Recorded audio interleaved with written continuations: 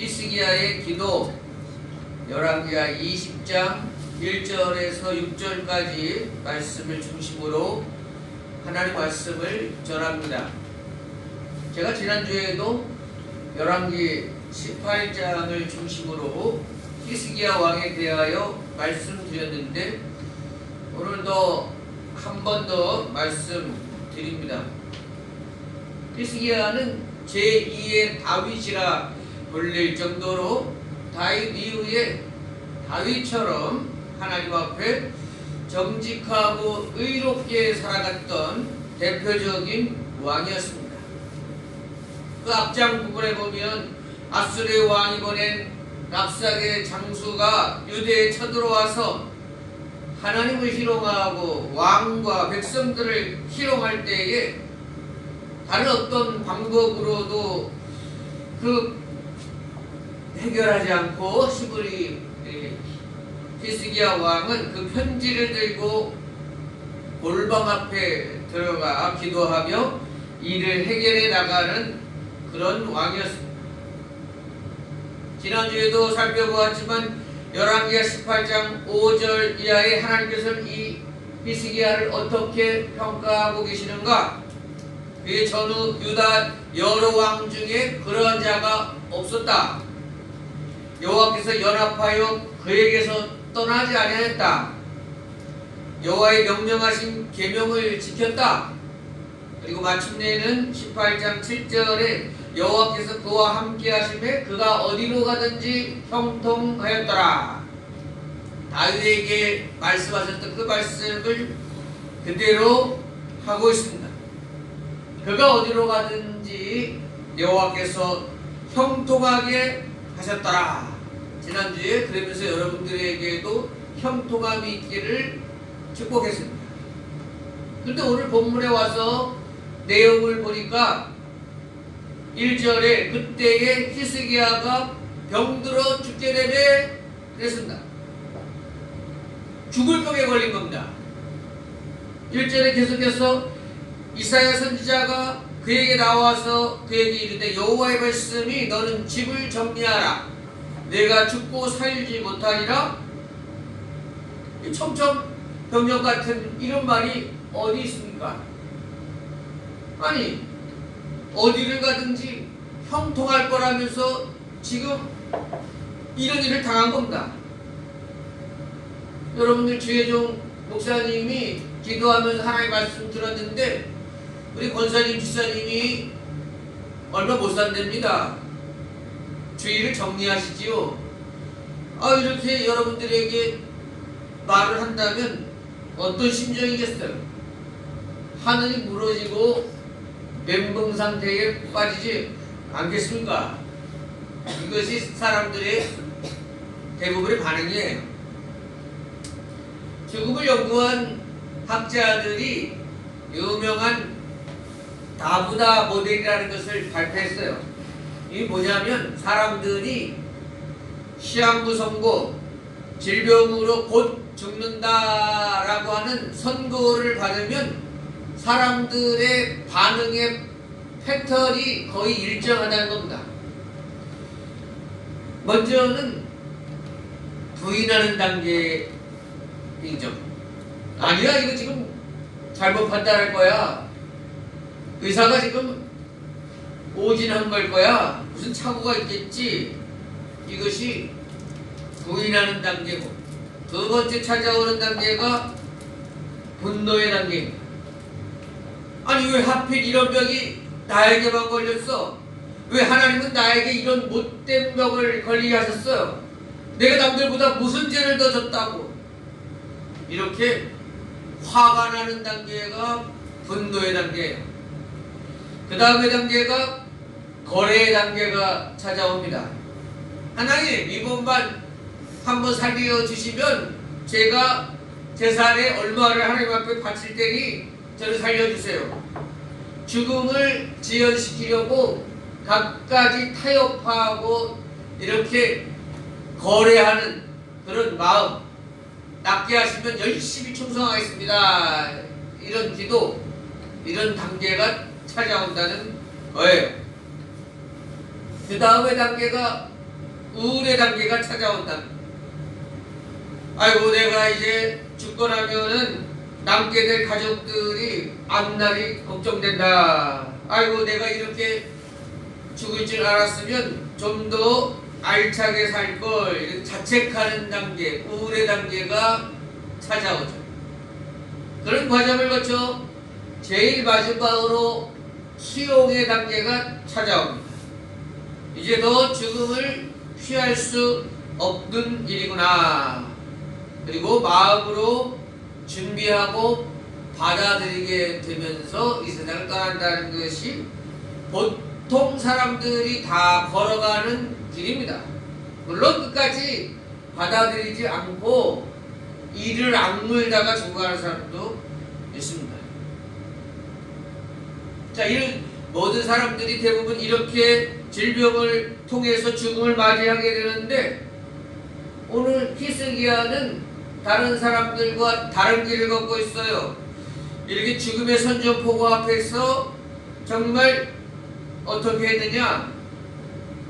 하나님 앞에 기도하는 것을 제1순위로 잡았습니다.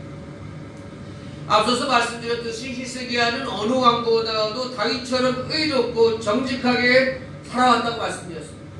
그의 행적 가운데 우상을 척결하고 하나님의 말씀대로 살려고 갖은 애를 썼습니다. 그렇게 하나님의 사람으로 살아왔다면 죽을 병에 걸렸다고 했을 때에 남들보다 더 하나님 앞에 항의하고 원망하고 불평하면서 하나님 제가 어떻게 살아왔는데 이렇게 저에게 하실 수 있습니까? 섭섭합니다. 아니 섭섭하다 못해 너무하신 것 아닙니까? 이렇게 따지고 욕하는 그런 길을 걷지 않습니다. 제일 먼저 그는 기도할 마음과 자세를 가지고 기도의 장소로 나아갔다. 2절에 이렇게 말하고 있습니다. 히스기야가 낯을 벽으로 향하고 여호와께 기도하여 이르되, 그가 죽을 병에 걸렸다라고 했을 때 그는 전심으로 하나님 앞에 나아가는 기회, 기도의 기회, 하나님만을 온전히 쳐다보는 기회로 삼았다 하는 것입니다. 앞장에서도 히스기야는 기도의 사람이었어요. 외적이 쳐들어왔을 때에도, 국적에 관한 모든 일을 차지할 때에도, 우상들을 척결할 때에도 그는 기도로서 그 일을 해결해 나갔던 것처럼 이번에도 자신의 질병에 관하여서 그 문제를 기도로 풀고 있다 하는 거죠. 여러분, 그래요. 우리가 살아가노라면 우리 앞에 수많은 문제들을 만나게 되고 처리해야 할 일이 많습니다. 어떤 때는 사람에게 섭섭함을 느낄 때도 있고, 어떤 때는 자신에게 벌어지는 일에 앙담할 때도 있습니다. 정말 죽고 싶을 정도로 괴로울 때도 있습니다. 하나님께서는 우리가 그런 힘든 시간을 당할 때 어떻게 그 문제를 해결해 가야 하는지 그것을 가르쳐 주시려고 오늘 죽음 앞에 히스기야가 기도하는 모습을 우리에게 가르쳐 주신다는 거예요. 우리 여러분들이 정말 어려움을 당했을 때에는 그 문제가 어떤 문제든지 얼만큼 심각한지는 잘 모르지만 오늘 히스기야처럼 주님 앞에 나와 기도하는 모습, 골방으로 들어가서 그분께 기도하는 우리가 되어야 한다는 겁니다. 우리가 큰 시험과 어려움 닥쳤을 때 제일 먼저 찾아오는 하나님의 은혜가 무엇인가? 기도할 수 있는 마음을 주신다는 거예요. 기도하고자 하는 마음을 주시는 것 자체가 가장 큰 어려움 속에서 우리에게 찾아오시는 첫 번째 하나님의 은혜의 시간이라는 겁니다. 그러므로 오늘 히스기야처럼 아뢰고 전심으로 주님을 찾아야 합니다. 3절에 여호와의 구하오니 내가 진실과 전심으로 주 앞에 행하며 주께서 보시기에 선하게 행한 것을 기억하옵소서, 이렇게 말하면서 히스기야는 통곡하고 있습니다. 여러분의 기도가 이 히스기야의 기도가 되어야 될 텐데, 야고보서 5장 16절에 보면 의인의 간구는 역사하는 힘이 큼이니라 그랬어요. 여러분, 우리가 고난당했을 때 아이고 잘못했습니다 주님, 잘못 살아왔습니다, 한 번만 기회를 주시면 주여 다시는 그러지 않겠습니다, 이렇게 기도하는 것이 능력이 있겠습니까? 아니면 하나님이 응원에 붙여주시면 또 제가 재산의 절반을 드리겠습니다, 또 이렇게 무엇을 하겠습니다, 이렇게 흥정하고 거래하는 것이 능력 있는 기도겠습니까? 아니면 오늘 히스기야에 고백하는 것처럼 주님, 제가 어떻게 살아왔는지 주님이 아십니다. 제가 진실과 전심으로 주 앞에 행해온 것을 주님이 더 잘 아십니다. 제가 행한 일들, 제 믿음을 기억해 주십시오.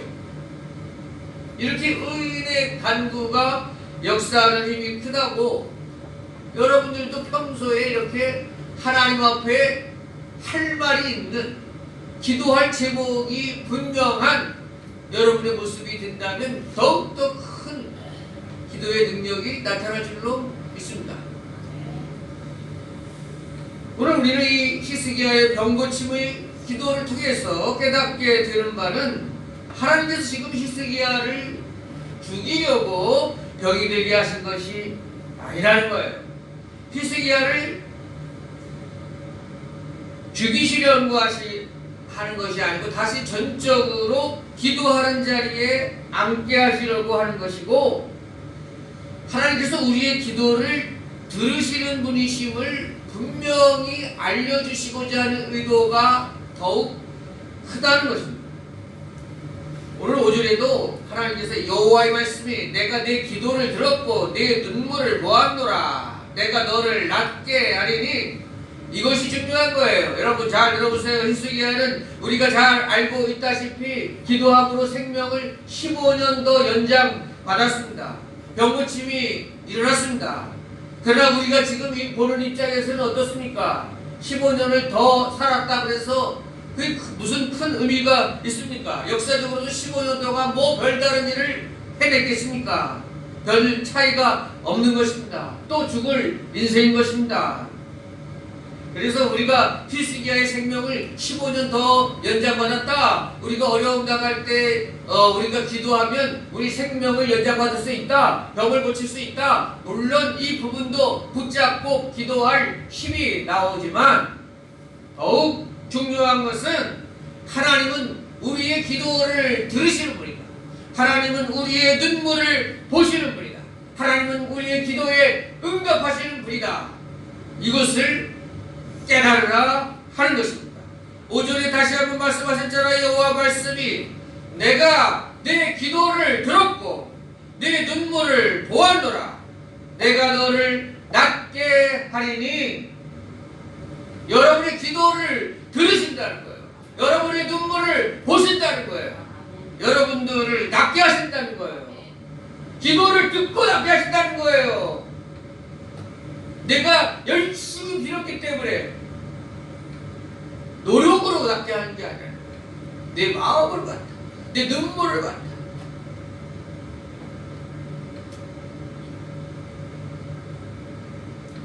그러니까 병고침 받았다는 내용보다 더 귀한 것은 우리 주님께서 기도에 응답하시는 분이다, 우리의 아픔에 동참하시는 분이다, 우리 기도에 귀 기울이시는 분이시다, 이것을 확실히 깨닫는 것이 더 큰 은혜입니다. 지난주에 찬양 예배 때 우리 예수님이 항상 살아계셔서 우리를 위해 간구하신다 하는 내용을 히브리서 7장에 살펴보았죠. 그와 덧붙여서 로마서 8장에서 성령님도 말할 수 없는 탄식으로 우리를 위해 기도하신다는 내용을 말씀드렸습니다. 성령님께서 지금도 말할 수 없는 탄식, 근 헬라 원어로 창자가 끊어질 듯한 고통이에요. 그런 고통과 아픔에 함께 동참하시면서 우리를 위해 중보기도해 계시다 하는 것입니다.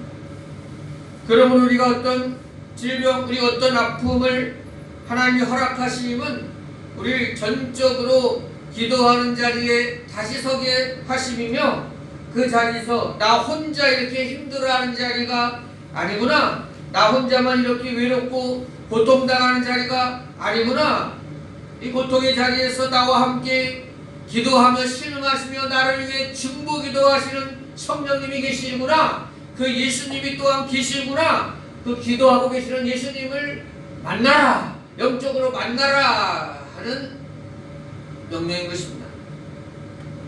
그리고 그 중보 기도하시는 예수님으로 인해서 우리가 다시금 위로를 받고 다시금 새 힘을 얻고 다시 기도할 수 있는 힘, 아픔을 딛고 일어설 수 있는 힘, 예수님 위에 굳게 서라는 말씀인 것입니다. 이런 말씀이 있어요.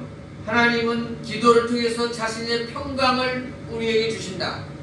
하나님의 능력은 기도하는 사람들에게로 흘러 들어온다. 기도는 승리케 하시는 하나님의 능력의 창고를 여는 열쇠다.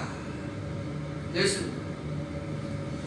우리에게 당하는 고난과 고통이 우리를 주님께서 서게 하시고 주님의 평강이 흘러넘치게 들어오게 하시는 계기, 축복의 통로가 얼마든지 될 수 있다 하는 것을 깨달으시기를 바랍니다.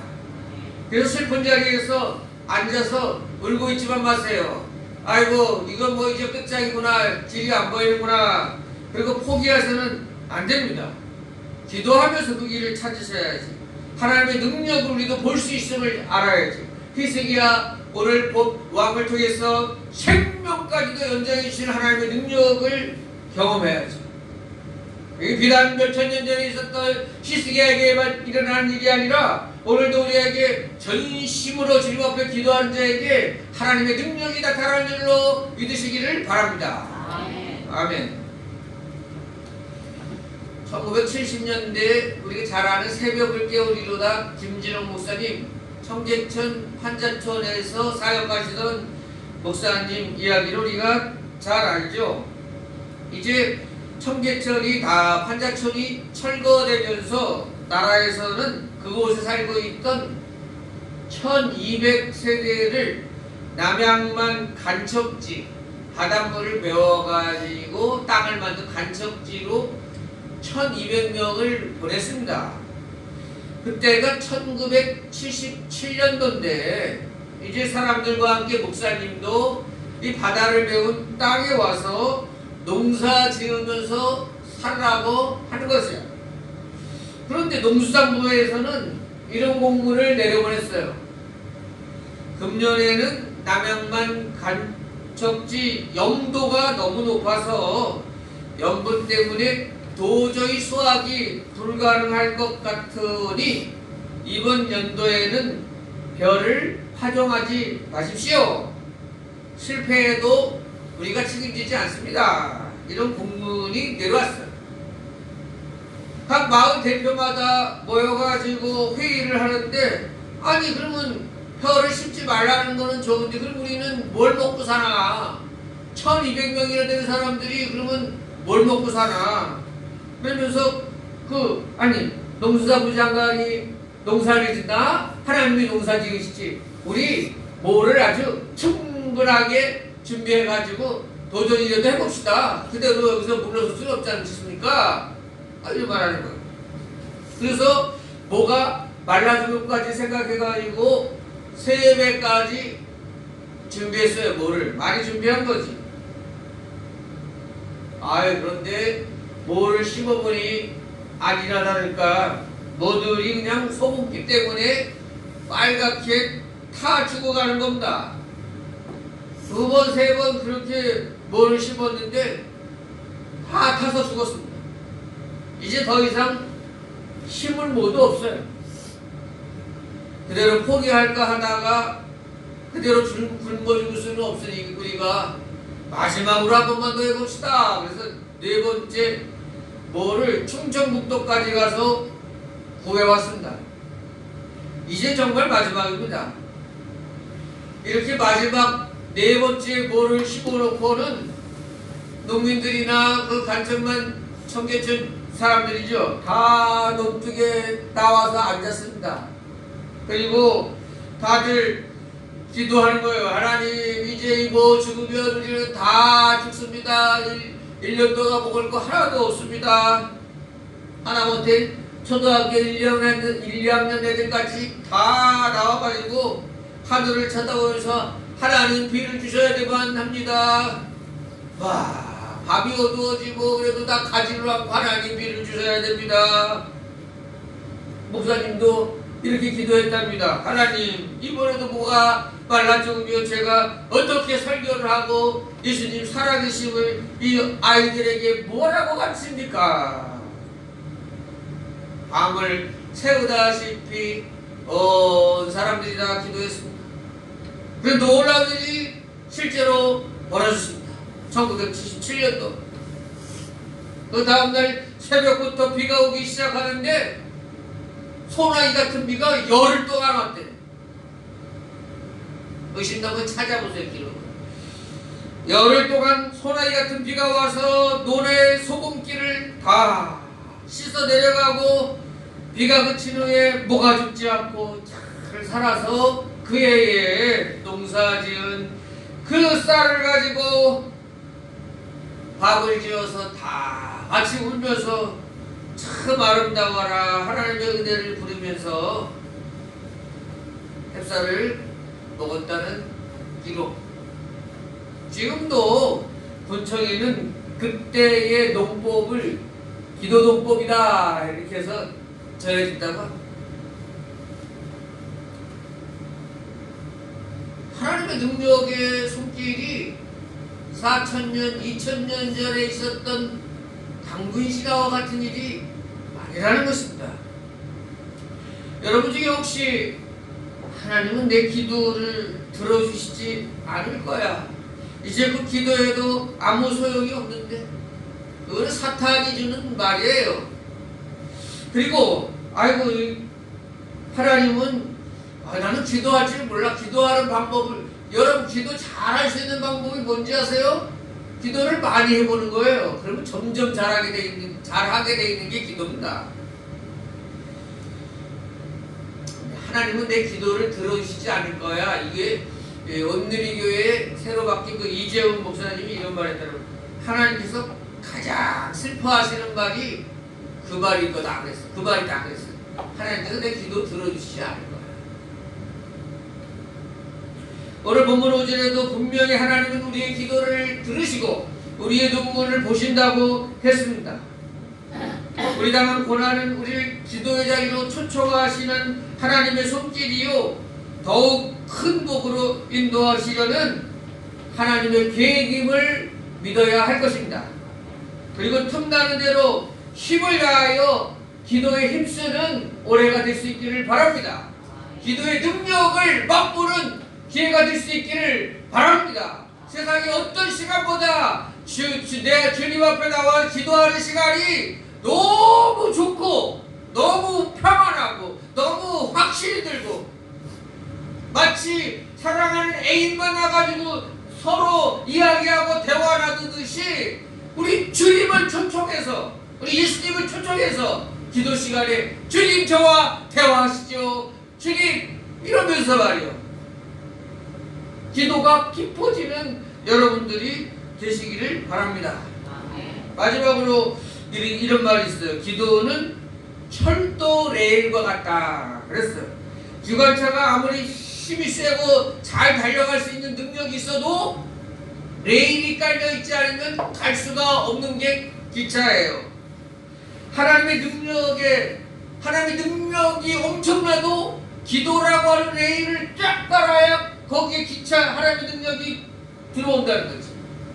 저는 이 말이 은혜가 돼요. 레일을 까는 거예요, 기도로서. 말씀 마치겠습니다. 2024년도에 무슨 일을 만나든지 기도하기를 포기하지 마시고, 다른 방법이나 해결보다도 우선 먼저 주님께 전심으로 기도하고 주님이 주시는 힘으로 승리하는 한 해가 될 수 있기를 축복합니다.